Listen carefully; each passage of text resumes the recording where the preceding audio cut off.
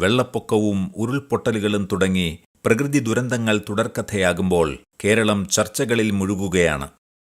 മലയോര മേഖലകളിൽ അധിവസിക്കുന്ന കർഷകർ മുൻപൊരിക്കലുമില്ലാത്ത ആശങ്കയിൽ നിബദ്ധിച്ചിരിക്കുന്നതോടൊപ്പം കാലാവസ്ഥയിലും പ്രകൃതിയിലും സംഭവിച്ചിരിക്കുന്ന മാറ്റങ്ങൾക്ക് അവർ പഴി കേൾക്കുകയും ചെയ്യുന്നു. പ്രകൃതി സംരക്ഷകരെന്ന് സ്വയം അവകാശപ്പെടുന്ന ചിലർ അവരെ കുറ്റപ്പെടുത്തുന്നതിൽ വാസ്തവമുണ്ടോ? കേരളത്തിന്റെ മലയോര മേഖലകളിൽ നിന്നുത്ഭവിച്ചിരിക്കുന്ന ആശങ്കകൾക്ക് ഉത്തരവാദികൾ കർഷകരാണോ?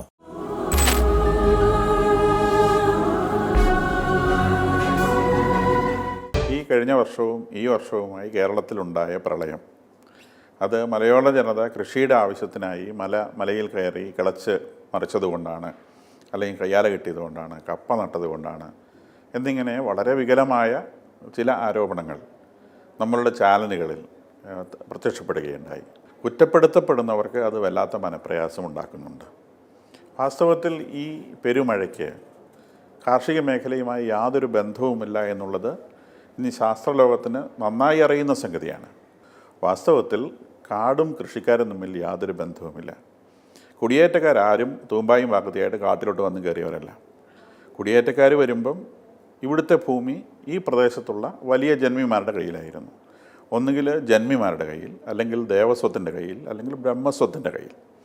അത് ഏതെങ്കിലും തരത്തിൽ നല്ല വില വാങ്ങി, അന്ന് ഇവിടെ ഭൂമി വാങ്ങാൻ ആളുകളില്ല. ഈ പ്രളയത്തിൻ്റെ കാര്യം അന്വേഷിക്കുകയാണെങ്കിൽ അത് ആഗോളതാപനം എന്ന് പറയുന്ന ഒരു വിഷയവുമായി ബന്ധപ്പെട്ടതാണ്.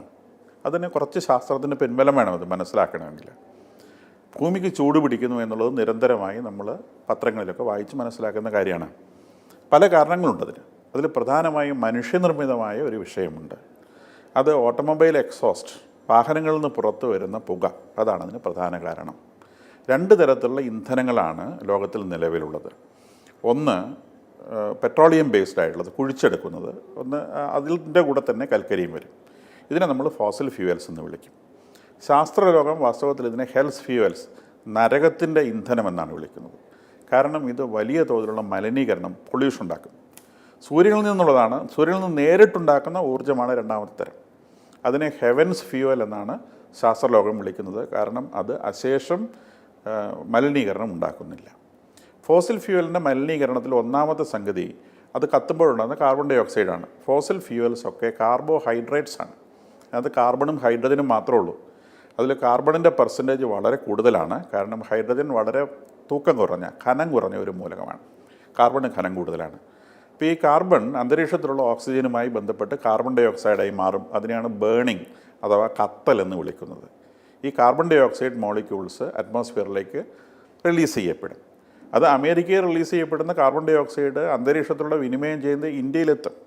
ഇന്ത്യയിലേത് അമേരിക്കയിലെത്തും. ലോകത്തിന് ഒറ്റ അറ്റ്മോസ്ഫിയറേ ഉള്ളൂ. അതങ്ങനെ മാറിക്കൊണ്ടേയിരിക്കും. അപ്പോൾ അതുകൊണ്ട് ഞാനിവിടെ വണ്ടി ഓടിച്ചുകൊണ്ട് മാത്രമാണ് എന്ന് നമ്മൾ വിചാരിക്കേണ്ട. ഇത് ലോകത്തിൽ മൊത്തമായി ഓടുന്ന 148 കോടി വാഹനങ്ങളിൽ നിന്ന് വരുന്ന എക്സോസ്റ്റിനെ കുറിച്ചാണ്. ഒരു കാറ്, ഒരാൾ 50 കിലോമീറ്റർ വീതം ഓരോ ദിവസവും ഓടിക്കുന്നു എന്നിരിക്കട്ടെ. അങ്ങനെ ഒരു മനുഷ്യൻ 50 വർഷത്തേക്ക് 30 കിലോമീറ്റർ കാർ ഓടിച്ചാൽ, 1 കിലോമീറ്റർ അല്ല 30 കിലോമീറ്റർ 50 വർഷത്തേക്ക് ഓടിച്ചാൽ, അയാൾ അന്തരീക്ഷത്തിലേക്ക് റിലീസ് ചെയ്യുന്ന കാർബൺ ഡൈ ഓക്സൈഡിൻ്റെ എമൗണ്ട് 60 ടണ്ണാണ്. 60 ടൺ എന്ന് പറഞ്ഞാൽ വലിയൊരു ക്വാണ്ടിറ്റിയാണ്. 60 ടൺ. ഒരു ടൺ എന്ന് പറയുന്നത് 1000 കിലോഗ്രാമാണ്. 60 ടൺ കാർബൺ ഡൈ ഓക്സൈഡ് കുഞ്ഞൻ കാറിൽ നിന്ന് പുറത്തു വരുമെങ്കിൽ 148 കോടി വാഹനങ്ങളിൽ നിന്ന് പുറത്തു വരുന്ന കാർബൺ ഡൈ ഓക്സൈഡിൻ്റെ അളവ് എത്ര നമുക്ക് ഊഹിക്കാവുന്നതിനപ്പുറത്താണ്. ഇത് കൂടാതെയാണ് തെർമൽ പവർ സ്റ്റേഷൻസ് എന്ന് പറയുന്ന ഡീസലും കൽക്കരിയും ഇന്ധനമാക്കുന്ന പവർ സ്റ്റേഷൻസ്. അതിൽ നിന്ന് ഒരുപാട് കാർബൺ ഡൈ ഓക്സൈഡ് പുറത്തു വരുന്നുണ്ട്.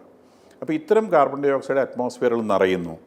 ഒരു നൂറ്റാണ്ട് കൊണ്ട് കാർബൺ ഡൈ ഓക്സൈഡിൻ്റെ അളവിൽ 40% ഇൻക്രീസ് ഉണ്ടായിരുന്നു. 40% ഇൻക്രീസ് എന്നൊക്കെ പറഞ്ഞാൽ നമ്മുടെ ബുദ്ധിയിൽ നിൽക്കുന്ന കാര്യമല്ല. ഇത് മൊത്തം ഭൂമിയെ സംബന്ധിച്ചാണ്. ഇത് വലിയ ഒരു അളവാണ്. ഈ വലിയ അളവ് കാർബൺ ഡൈ ഓക്സൈഡ് അന്തരീക്ഷത്തിൽ താപത്തെ പറിച്ചു നിർത്തുന്നു. താപം അഥവാ ചൂട്, അതാണ് ഇവിടുത്തെ പ്രപഞ്ച ശക്തികളെ നിയന്ത്രിക്കുന്നത്. കടലിൽ നിന്ന് എത്രത്തോളം നീരാവി രൂപപ്പെടണം, ആ നീരാവി വഹിക്കുന്ന കാറ്റ് ഏത് ഡയറക്ഷനിൽ പോകണം, ആ കാറ്റ് പോകുന്ന ഉയരം എത്ര, ആ കാറ്റിൻ്റെ ദിശ ഏത്, ഇതെല്ലാം നിശ്ചയിക്കുന്നത് ഈ ടെമ്പറേച്ചറാണ്. ഇപ്പോൾ കാറ്റിൻ്റെ ദിശ മാറി ഏറ്റവും അനുകൂലമായ സാഹചര്യത്തിൽ വലിയൊരു അളവിൽ നീരാവി ഒരു സ്ഥലത്ത് എത്തിപ്പെട്ടാൽ അത് മുഴുവനായും ആ പ്രദേശത്തേക്ക് പെയ്തിറങ്ങും. ഇതാണ് പെരുമഴയുടെ ശാസ്ത്രീയ അടിസ്ഥാനം.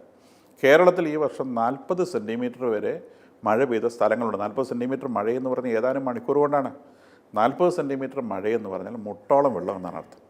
ഒരു പ്രദേശം മുഴുവൻ മുട്ടോളം വെള്ളത്തിൽ മുങ്ങിയാൽ ആ വെള്ളം കുറച്ച് താഴ്ചയുള്ള പ്രദേശങ്ങളിലേക്ക് ഒതുങ്ങിക്കൂടുമ്പം അത് കഴുത്തോളം വെള്ളവും രണ്ടാൾ വെള്ളവുമായി മാറും. അങ്ങനെയാണ് വെള്ളപ്പൊക്കം ഉണ്ടാകുന്നത്. ഇനി വെള്ളപ്പൊക്കത്തിൻ്റെ കാരണം വാസ്തവത്തിൽ വെള്ളപ്പൊക്കം സൃഷ്ടിക്കപ്പെടുന്നത് മലയിലല്ല, അവിടെ മലയിടിച്ചിലാണ് ഉണ്ടായിട്ടുള്ളത്. വെള്ളപ്പൊക്കം ഉണ്ടാകുന്നത് പട്ടണങ്ങളിലാണ്.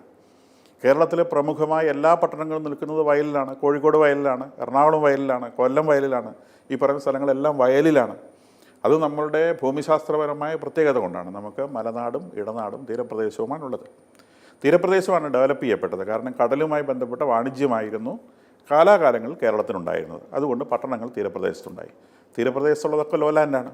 ഈ ലോ ലാൻഡിൽ നമ്മൾ കൺസ്ട്രക്ഷൻസ് നടത്തുമ്പം വെള്ളം ഒഴുകി വരികയും വെള്ളത്തിന് നിൽക്കാൻ സ്ഥലമില്ലാതെ വരുമ്പം വെള്ളം വീട്ടിലേക്ക് അന്വേഷിച്ച് കയറി വരികയും ചെയ്യും. അത് തീർത്തും സ്വാഭാവികമായ സംഗതിയാണ്. അപ്പോൾ ഇതിനെ സംബന്ധിച്ചൊന്നും തർക്കങ്ങൾ ഉണ്ടാക്കിയിട്ട് കാര്യമില്ല. ഒരു ജനതയെ ഒറ്റപ്പെടുത്തി ആക്രമിക്കുവാൻ വേണ്ടി വളരെ ബോധപൂർവം ചെയ്യുന്ന കാര്യമാണെന്ന് മനസ്സിലാക്കി.